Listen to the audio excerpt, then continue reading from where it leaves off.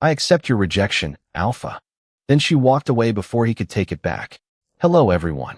Before we begin today's story, we have a small favor to ask.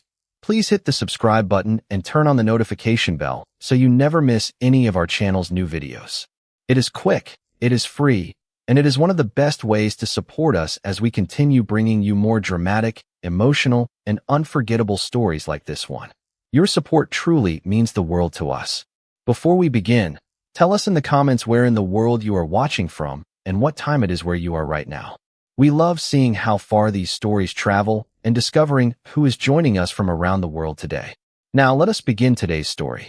If I reject you tonight, Evelyn, you will never stand beside me as Luna. Cole Westbrook's voice carried through the moon hall, and every whisper died beneath it. Evie stood inside the ceremonial circle with nearly 200 members of Silver Creek Pack watching from the tiered stone seats.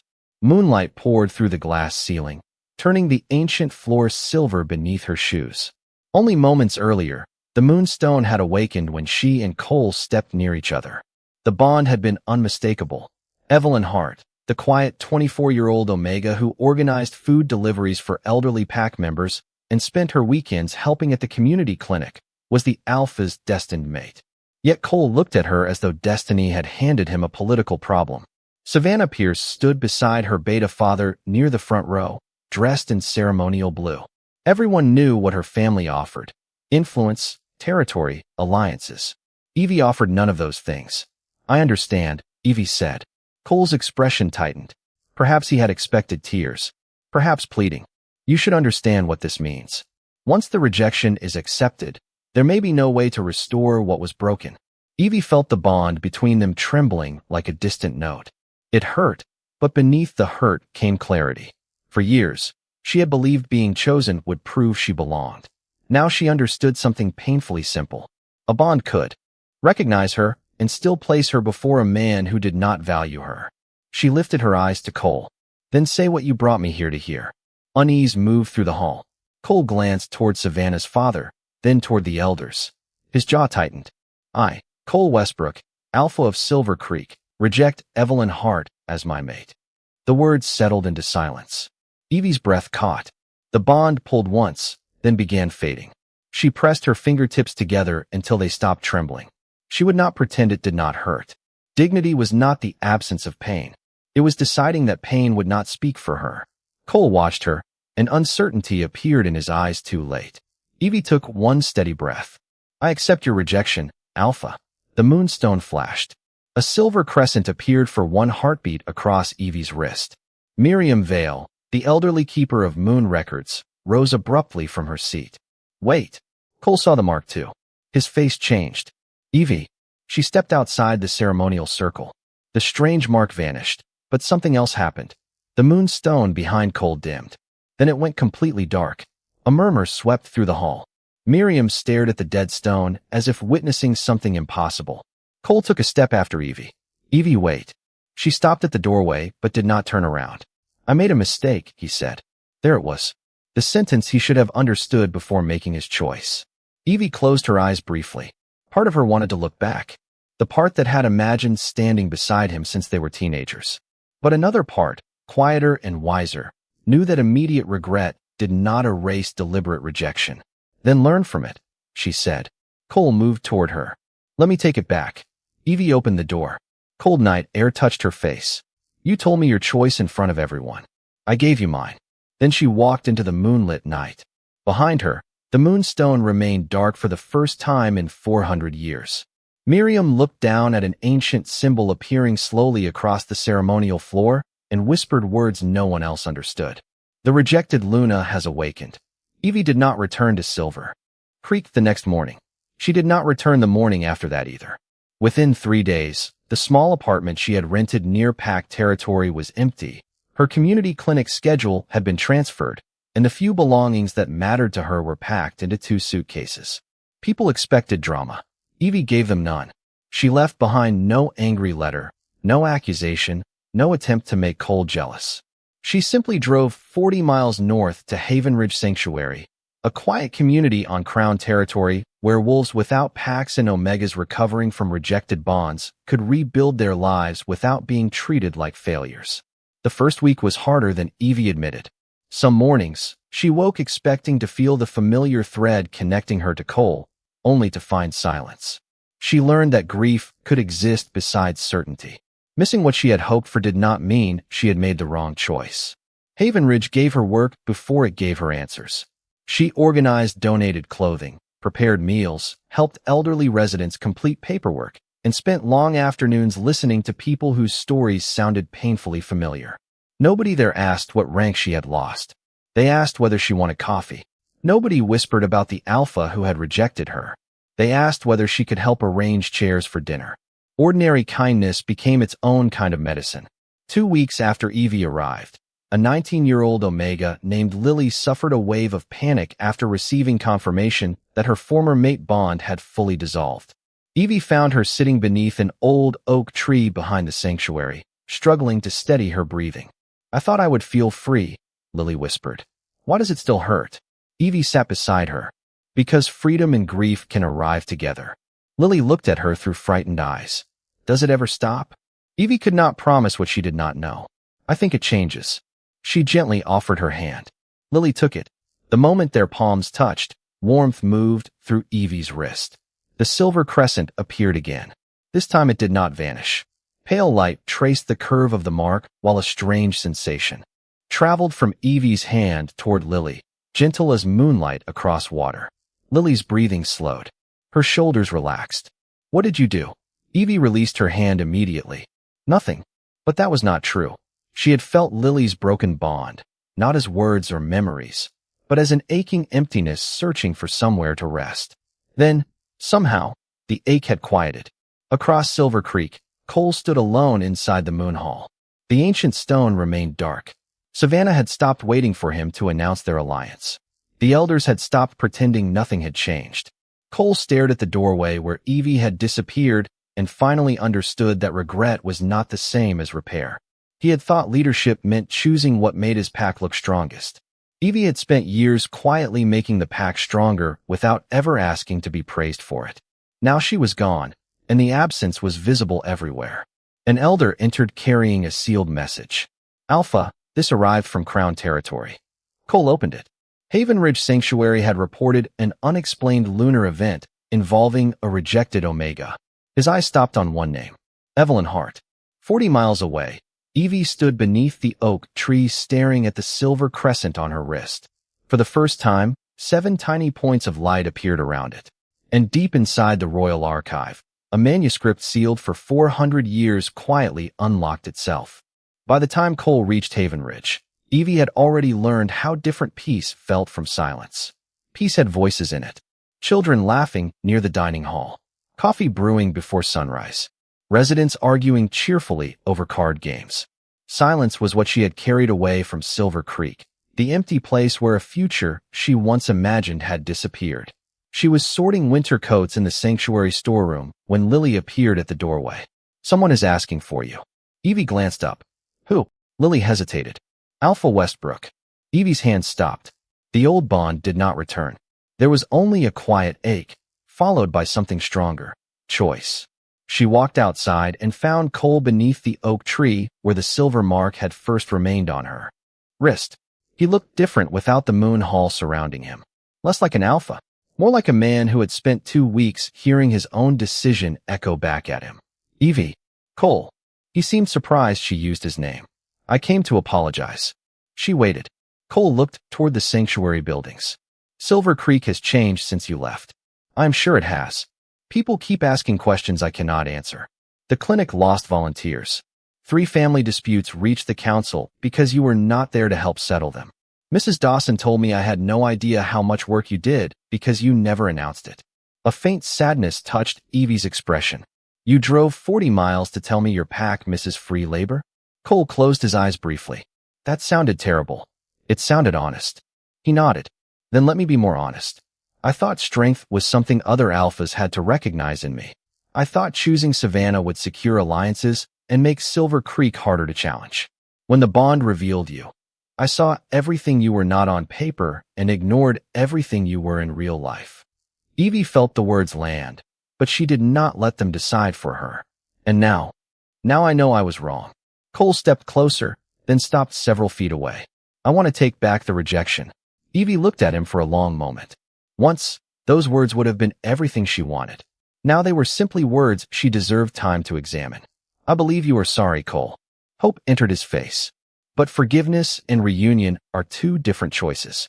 The hope faded, replaced by understanding that arrived painfully but honestly. So this is over? What we were supposed to be is over. Evie softened. What you become after this is still your choice. Before Cole could answer, Lily hurried from the main building. Evie, something is happening. 3 residents stood near the sanctuary entrance, each carrying the faint silver traces associated with broken mate bonds. As Evie approached, the crescent on her wrist began glowing. One frightened resident looked at her, and Evie felt the same strange ache she had sensed in Lily. She did not reach for anyone. She simply spoke calmly, helping them breathe until the panic passed. The silver light around her wrist brightened anyway. Cole stared. What is that? I do not know. A dark vehicle bearing the crown crest turned through Havenridge's gates. Everyone nearby fell quiet. The rear door opened, and a tall man in a charcoal coat stepped onto the gravel. King Everett Ashbourne had come without ceremony, accompanied only by 2 royal aides and Miriam Vale. His attention moved across the sanctuary, then stopped on Evie. At the same instant, the moonstone ring on his hand flashed silver. Miriam saw it. Her face went pale. She looked at Evie's glowing crescent, then at Everett's ring.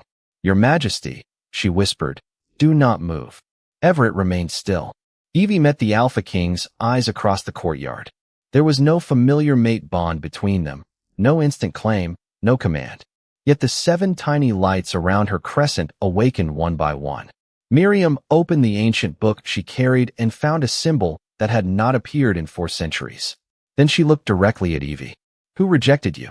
Miriam's question settled over the courtyard with enough weight to silence everyone around them. Evie glanced toward Cole. She could have protected him from embarrassment. Once, she probably would have. But protecting someone from the truth was not always kindness. Cole Westbrook rejected me, she said. Everett's gaze shifted toward the Silver Creek Alpha, but there was no challenge in his expression. Only attention. Cole straightened. I did. Miriam approached Evie slowly, studying the 7 points of silver light around the crescent on her wrist. And you accepted willingly? Yes. No coercion? No. Miriam looked genuinely unsettled. Then this should not be possible. Evie folded her arms. I have heard that several times lately.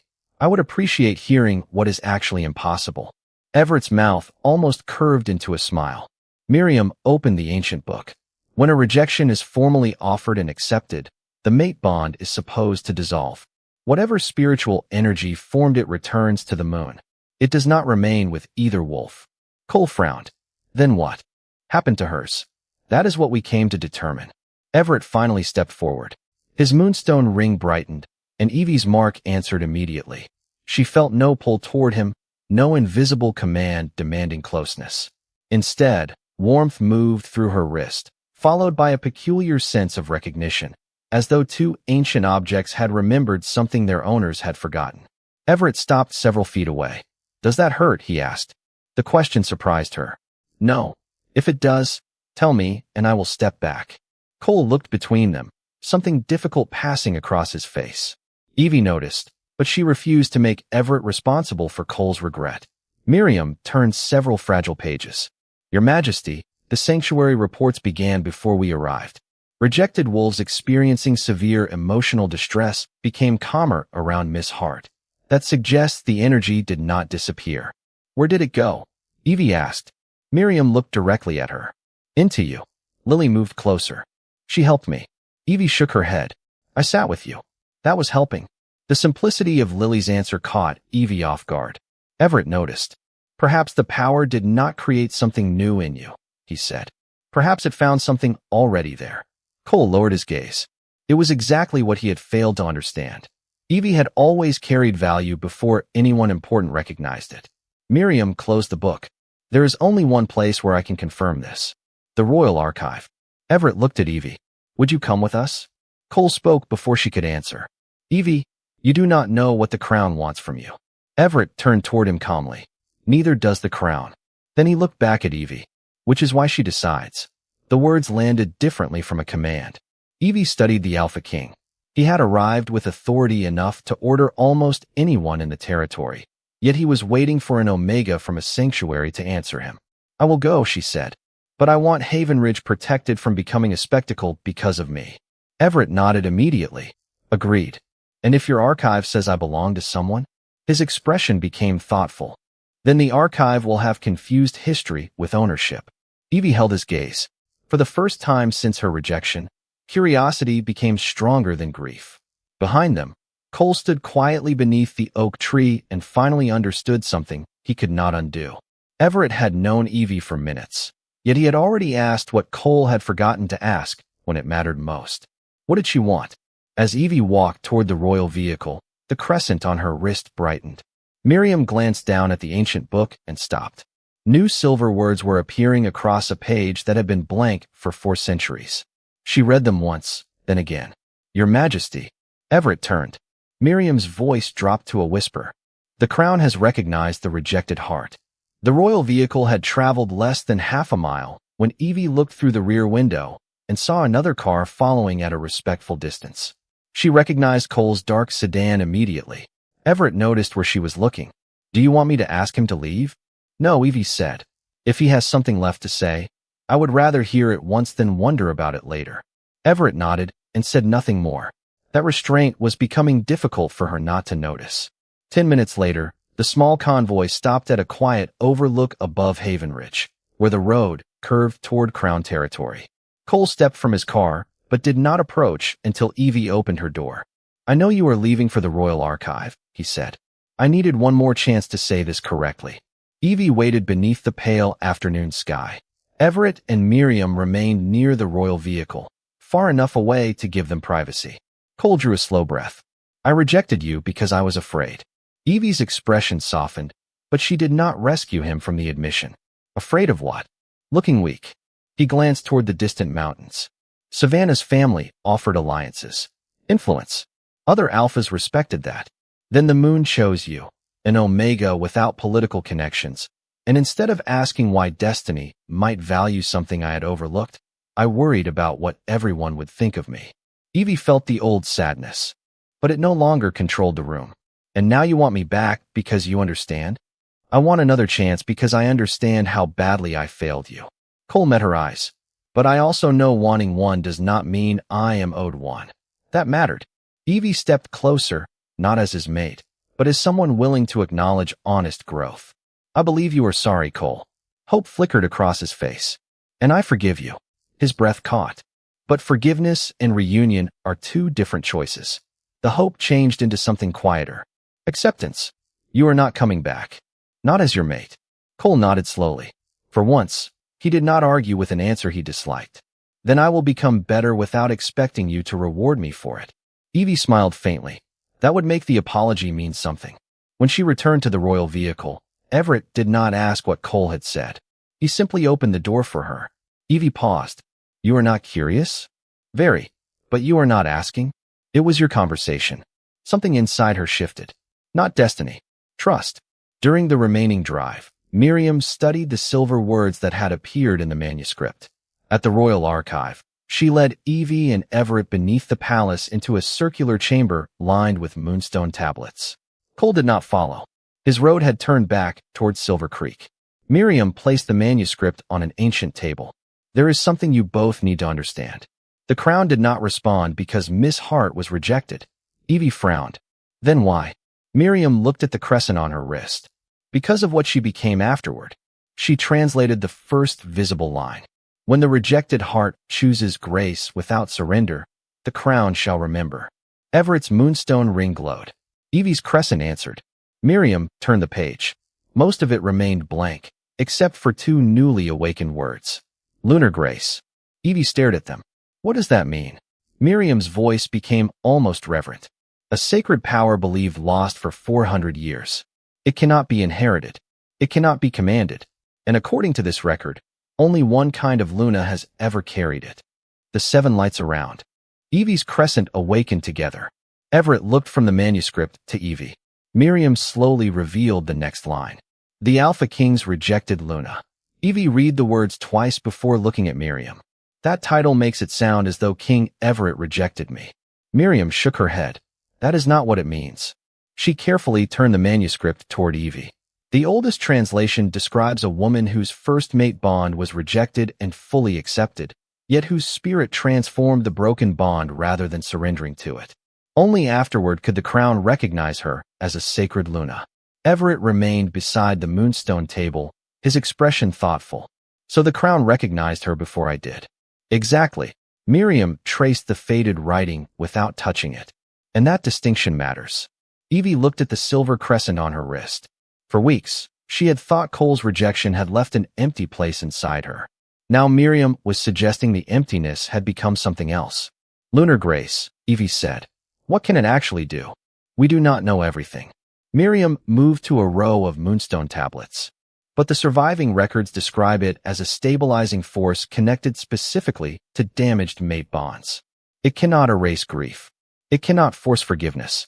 It cannot restore love that someone no longer chooses. Evie appreciated that immediately. A sacred gift that removed choice would have felt like another kind of cage. Then what happened with Lily? You gave her pain somewhere safe to settle, Miriam said. Her healing remained her own. Everett glanced toward Evie. That sounds less like power over someone and more like power beside them. The words warmed her more than the glowing mark. Miriam nodded. That may be precisely why it is rare. She placed Evie's hand near a circular moonstone tablet. Do not touch it unless you want to. Evie almost smiled. Apparently, everyone around Everett had learned his favorite language. Choice. She placed her palm against the stone. Silver light spread outward in delicate rings. For one instant, Evie sensed echoes that were not memories exactly. Loneliness, grief, hope, hundreds of broken bonds. Carried across generations, each different, none meaningless. Then another sensation emerged beneath them. A calm presence. Female. Ancient. Waiting. Evie withdrew her hand. Someone else had this gift. Miriam stared at the glowing tablet. 427 years ago, a line of ancient writing appeared across its surface. Everett stepped closer, but did not touch Evie. Are you all right? Yes. She looked at him. I think she wanted someone to find this. Miriam translated the new inscription slowly. Lunar Grace does not awaken because a heart was broken. It awakens when the broken heart refuses both surrender and cruelty. Evie became still. Her kindness had never meant Cole deserved her return. Her boundaries had never meant she needed to hate him. For the first time, those truths no longer felt contradictory. Everett looked toward the manuscript. And what does any of this require from Evie? Miriam hesitated. Ancient law may recognize her as a candidate for the royal Luna bond. Evie's shoulders tightened. Everett noticed immediately. No. Miriam blinked. Your Majesty? Ancient law can recognize whatever it likes. His voice remained calm. It does not choose for her. Evie studied him. Even if the crown says I am meant to stand beside you. Everett met her eyes. Especially then. The moonstone ring on his hand brightened. Destiny is not an excuse to take away someone's freedom. Something shifted within the chamber. A sealed panel behind Miriam opened with a quiet click. Inside rested a single black book marked with the same 7-point crescent on Evie's wrist. Miriam approached it slowly. This was sealed after the last rejected Luna disappeared. Evie looked at her. Disappeared? Miriam lifted the book. The official history says she died. And this? Miriam opened the cover. The first page contained only one sentence. Her face lost its color as she read it. The official history was a lie.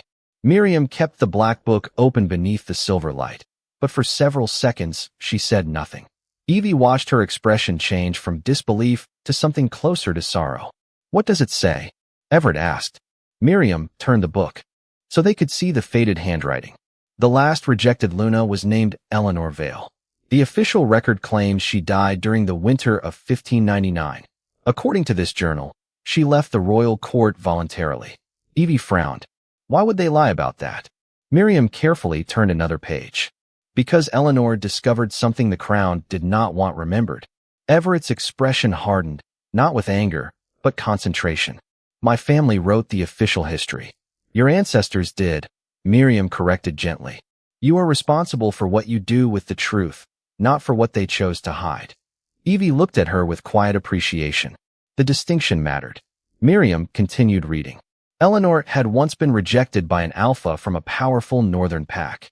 Years later, Lunar Grace awakened within her, and the crown recognized her as sacred Luna to the alpha king of that age.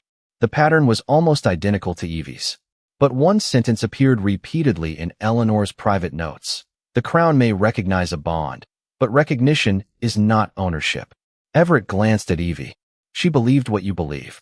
Maybe she learned it the same way I did. Miriam turned another page. Most of the writing had faded, but a diagram remained clear. Two silver circles were connected by a luminous thread. Between them stood a third symbol, shaped like an open hand. What is that? Evie asked. Miriam shook her head. I have never seen it in any approved royal history. The crescent on Evie's wrist warmed. She reached toward the page, but stopped before touching it. A feeling moved through her. Not danger. Warning. Someone had wanted this information hidden, but someone else had wanted it found. Eleanor did not disappear because she was ashamed, Evie said quietly. Miriam looked at her. How do you know? I can feel intention around the bond marks. She was protecting something. Everett studied the black book. Then we find out what. Evie looked at him. We. If you want my help. There it was again. No assumption. No royal command disguised as destiny. She nodded. I do. Everett smiled, small and genuine. Before Miriam could continue, a palisade appeared. At the archive entrance carrying a message from Havenridge. Lily and several other residents had experienced another wave of broken bond distress after Evie left. Evie's first instinct was immediate. I need to go back. Everett closed the book. Then we go back. Miriam raised an eyebrow. Your Majesty, the council is expecting you tonight. The council can wait an hour. Evie studied him. You do not have to come. I know. His answer was simple. I want to understand what Lunar Grace does outside an archive. At Havenridge, Evie found Lily sitting with 4 other Omegas in the common room. She did not promise to fix them. She sat among them. She listened. When Lily reached for her hand, Evie allowed the silver light to come naturally. Lunar Grace spread through the room like quiet moonlight, easing panic without erasing grief. Everett watched from the doorway and understood what made the power sacred. Evie did not control pain. She gave people enough peace to face it themselves. Later, outside beneath the evening sky, Everett stood beside her. The old law may call you my Luna, he said. Evie turned toward him. And what do you call me? He met her eyes. Evie. Her smile came slowly. Good answer. Miles away, Cole received news that Silver Creek's moonstone had begun glowing again. But it was no longer silver. A third color had appeared at its center, matching the mysterious open hand symbol in Eleanor's journal. The message from Silver Creek reached Havenridge shortly after sunset. Cole had sent no demand, only a photograph of the moonstone and one sentence beneath it. I think this belongs to the mystery, not to me. Evie studied the image. At the center of the ancient stone, where silver light had once represented the traditional mate bond, a soft blue-white symbol now glowed like an open hand. It matched Eleanor Vale's journal exactly.